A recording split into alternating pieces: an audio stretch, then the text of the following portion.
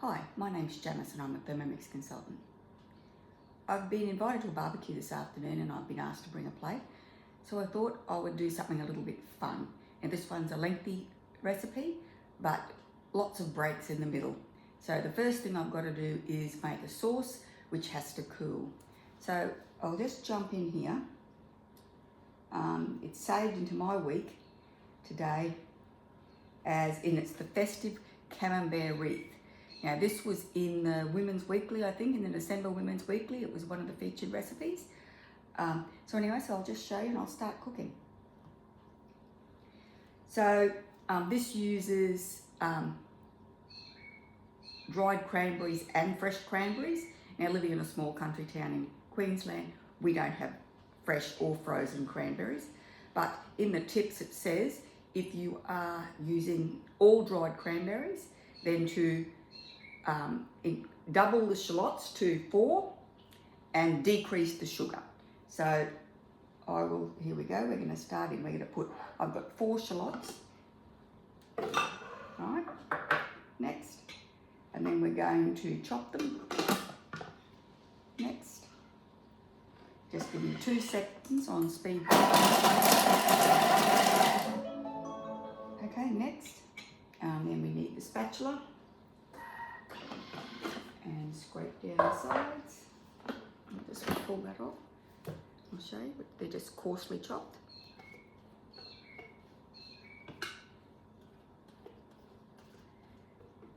Okay. Now we're going to add 50 grams of salted butter.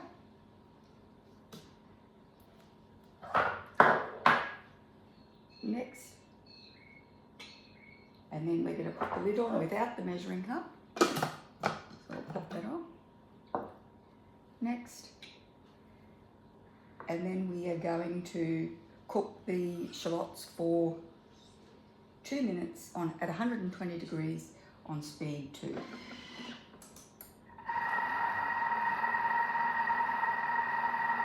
There, and that's sauteing. So I won't make you watch the full 2 minutes of onion sauteing. So I'll just turn this off for a minute and I'll come back when I'm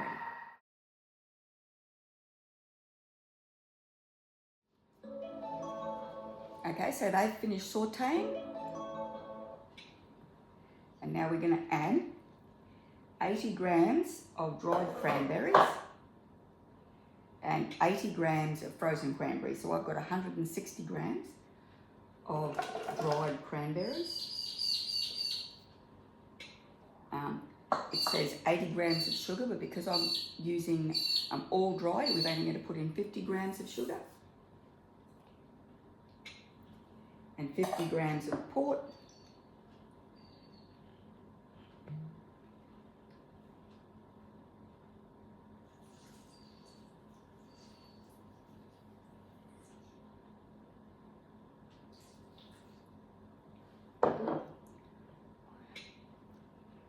A 1/4 teaspoon of sea salt.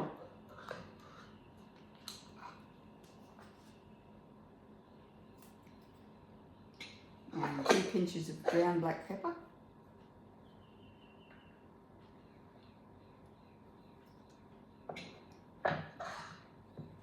2 sprigs of fresh thyme, leaves only.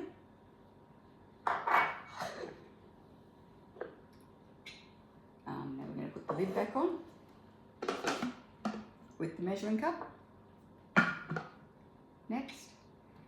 And we are going to cook this for 10 minutes at 90 degrees on speed 1. It's actually speed 1, and we've got the blades in reverse so that the blunt side is leading and it's not going to be chopping up the food.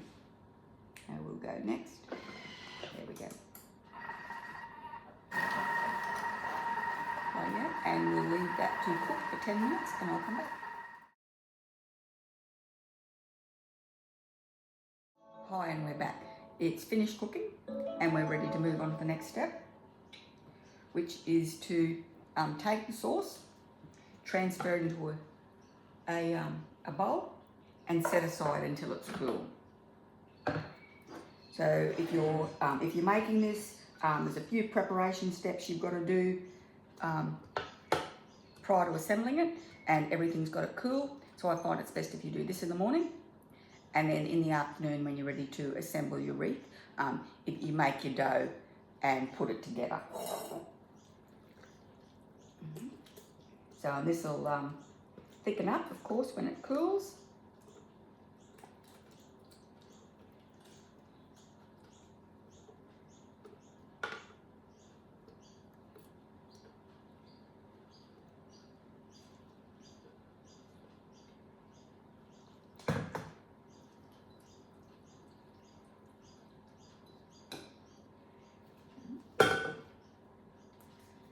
I'll just show you the chutney. Oops, where is it? There it is. Okay, that's it there. So we're going to leave that now to cool. I've already fried up some bacon that's going to go in it as well, and it's cooling too. So I'll be back later when we're ready.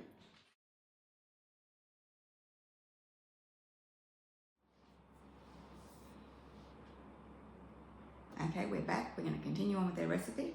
So first up, we need 220 grams of water.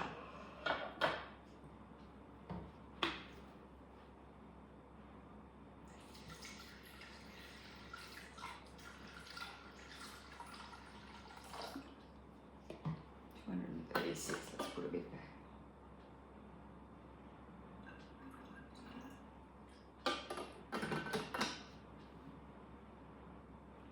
Okay.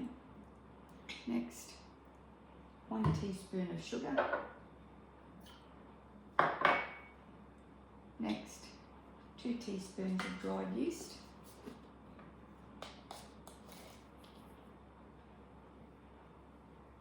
Just make sure you don't get them on top of the blades.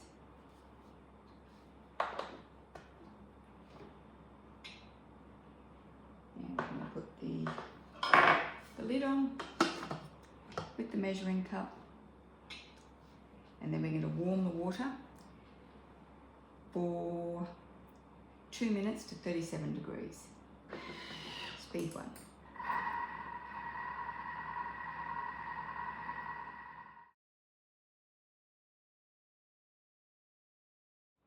Rightio, we've warmed up the water and the yeast. So now we're going to add 400 grams of baker's flour.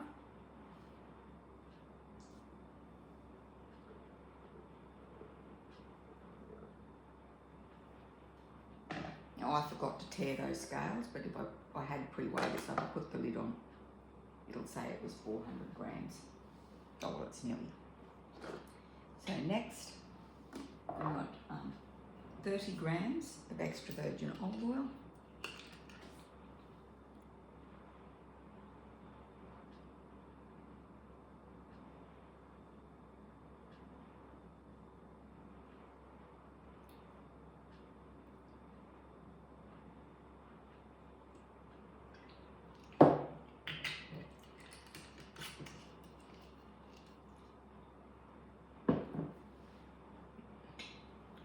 Teaspoon of sea salt.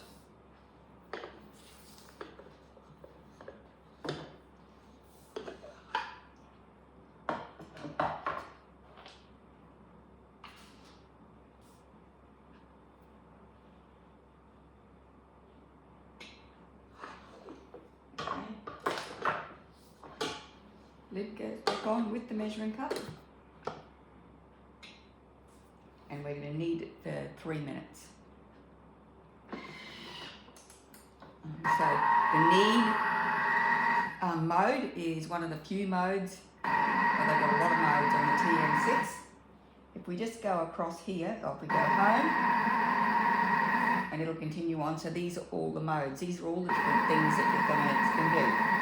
We've got, I don't know if you can see this, it's probably not very clear. We've got scales, which so you can weigh stuff. Well, we've got the dough mode, which is what we're using now. And you've got turbo, so that's just quick, short bursts of speed with the blades.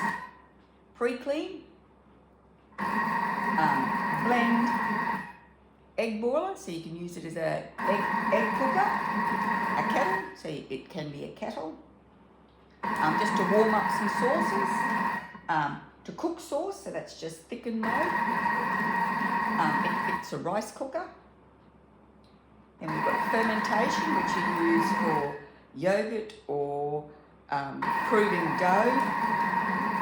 We've got slow cook, so you can actually put food in there and put it on slow cook, and you can cook for over, I think it can go up to 10 hours. Sous vide, and then a peeler, so that's when you use your blade cover and your potato peeler and you peel your potatoes. So if we just press the little book here, that'll take us back to the recipe. So you can walk away and leave your Thermomix while it's cooking, except when you're using the knead function, because it jumps around a bit, so we don't want the Thermomix to bounce off the bench and land on the floor.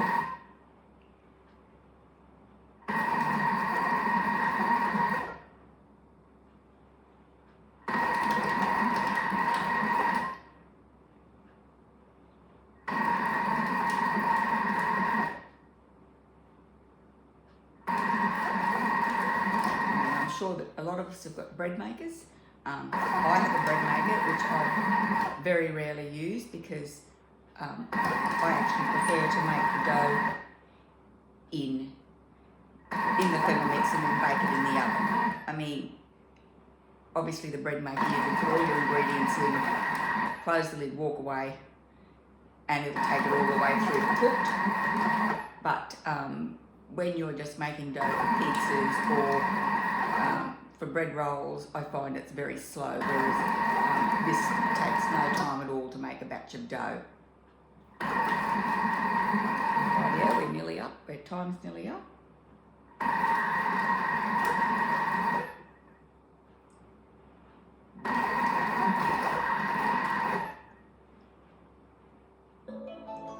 Right, next. So it says to shape the dough into a ball and place onto a silicone bread mat or into a greased bowl. Now I've got a silicone bread mat, so what I'm going to do is I'm actually just going to slide the Thermomix over there. So I've got one of the slide boards from the mix shop, which is because you shouldn't push your Thermomix around because the feet are actually the scales, so you shouldn't push your Thermomix across the bench. Put this over here.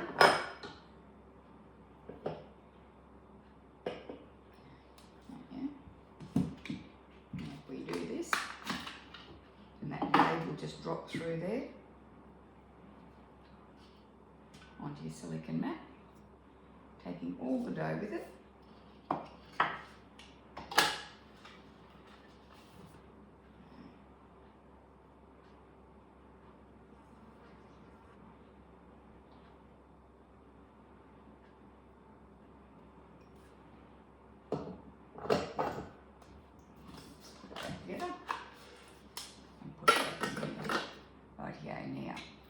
So we're going to just quickly knead it into a ball, and then wrap it in the mat like that, and then we're just going to sit it there and it will rise. So it says to leave it rise about an hour. So once it's risen, we have to clean and dry the mixing bowl, preheat the oven to 190, and then we're going to line a pizza tray. So I've actually got my rose gold pizza tray from the mix shop. Then we're going to divide into 2 portions and roll each portion into a circle. So once I get to that stage, I will come back, or I will bring you back, and I'll show you how to assemble this. And thank you very much.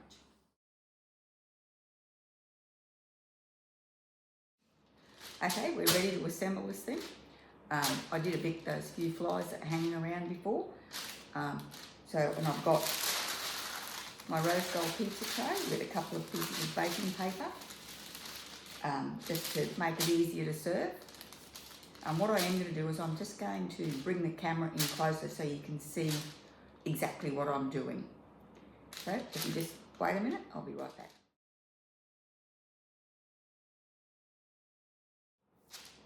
Right, yeah. So we start off, we put down the first piece of dough, which I have here.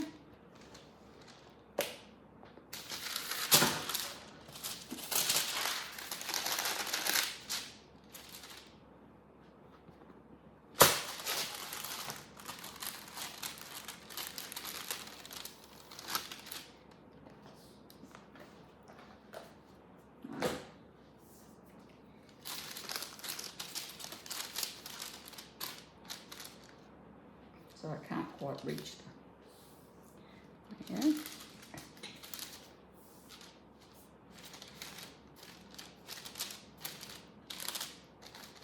Okay, so what we do is we get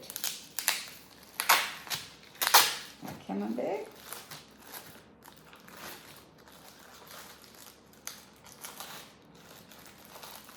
And place it in the middle.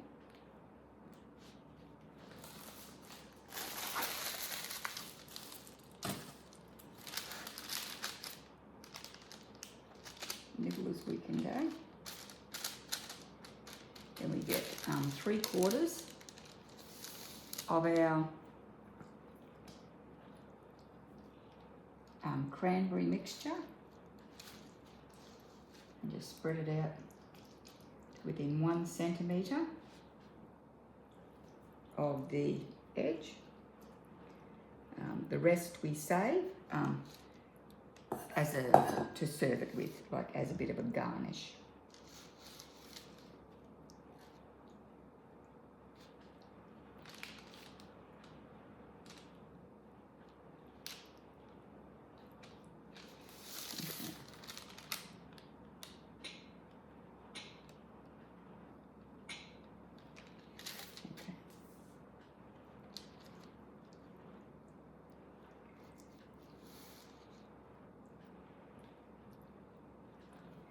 So now we've got our pistachios, 30 grams of just slurped pistachios.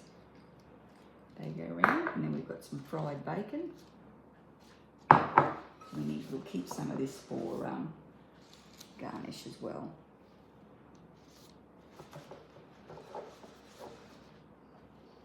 So I mean, you don't have to use bacon if you know you don't eat bacon. I mean, you can use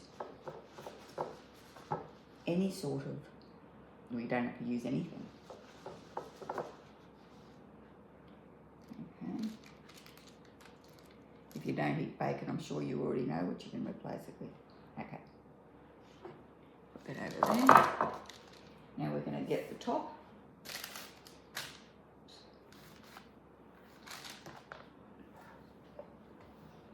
This is the other half, and it can go on top.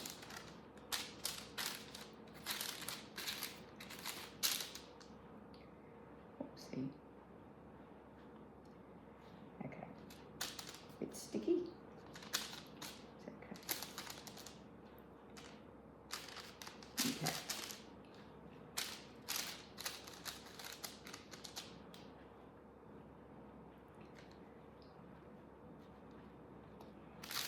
So first up, we're going to cut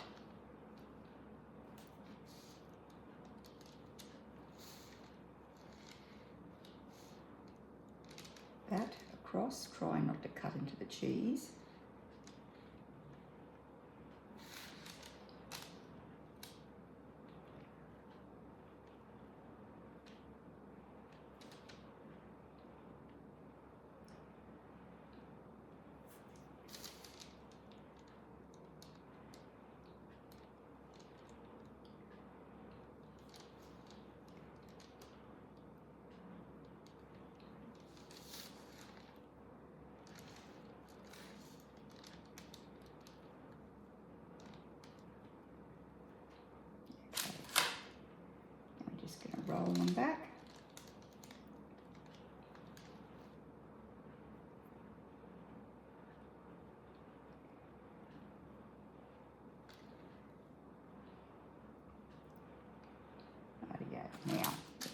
this into 16 wedges.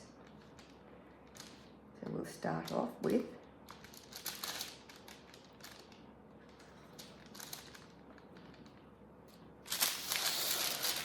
I'll do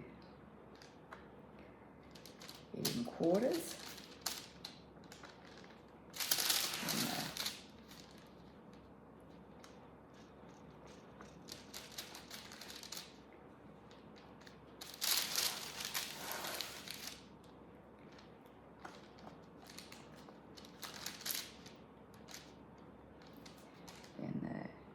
Into eighths,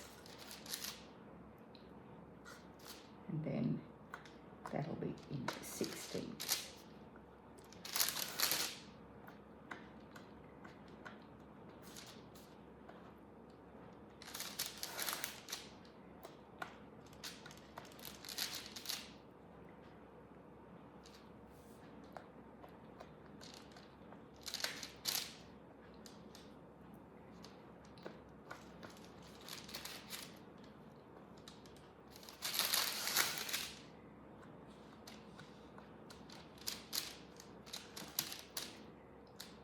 Making sure not to cut through the paper because you don't want to cut into your coating on your pizza tray.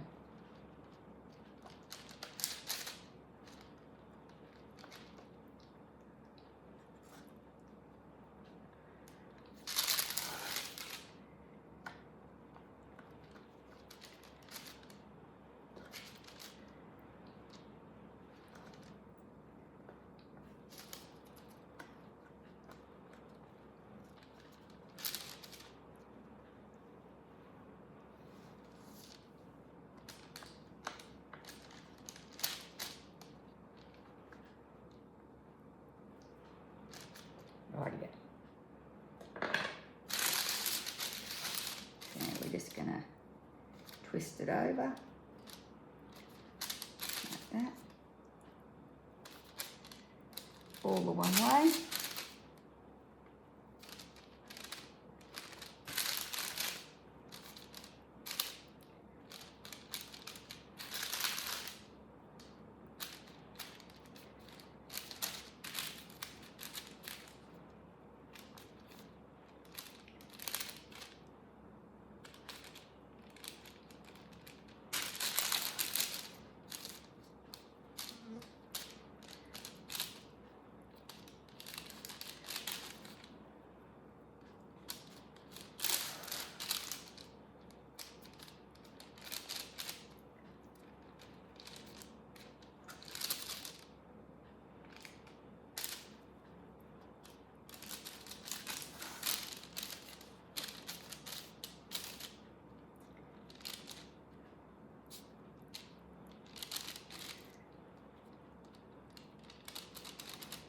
Okay, hang on.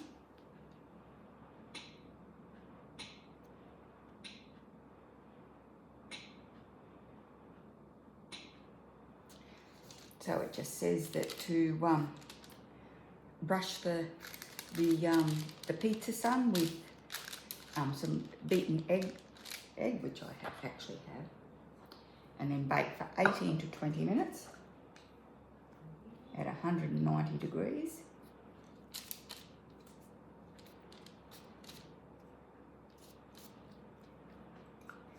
Or until golden brown.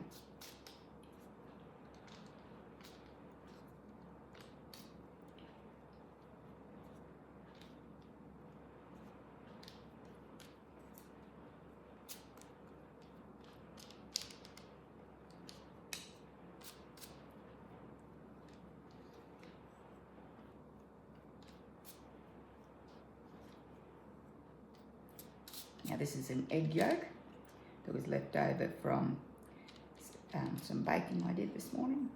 So I've just whisked it up with a bit of milk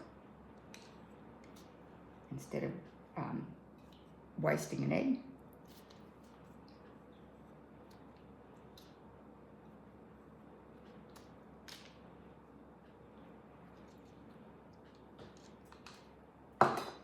Rightio.